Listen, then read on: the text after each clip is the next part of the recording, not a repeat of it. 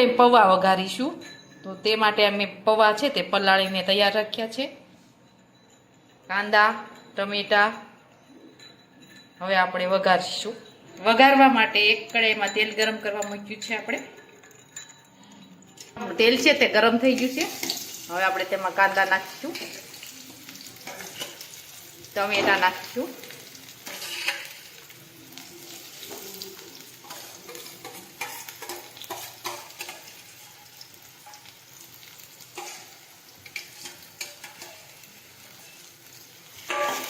હવે આપણે સાતળી લઈશું.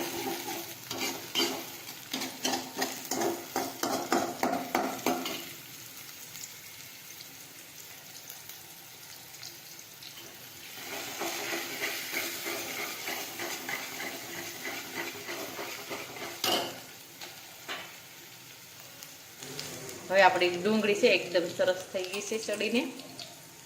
હવે આપણે તેમાં બધા મસાલા નાખીશું. હળદર નાખીશું, ચટણી નાખીશું,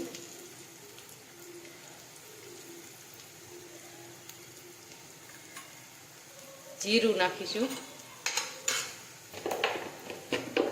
મીઠું નાખીશું,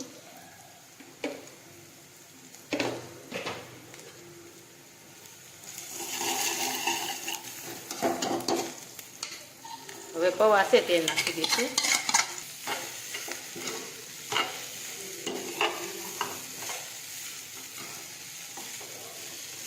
હવે આપણા પૌવા છે એકદમ સરસ બનીને તૈયાર થઈ ગયા છે.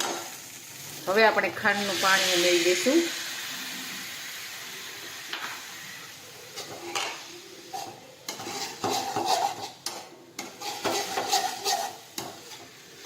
તૈયાર છે આપણા વઘારેલા પૌવા. અને અમારો આ વિડીયો ગમે તો મારી જેકે કુકીઝ એન્ડ હેન્ડવર્ક ચેનલને લાઈક કરો, શેર કરો અને સબસ્ક્રાઈબ કરો.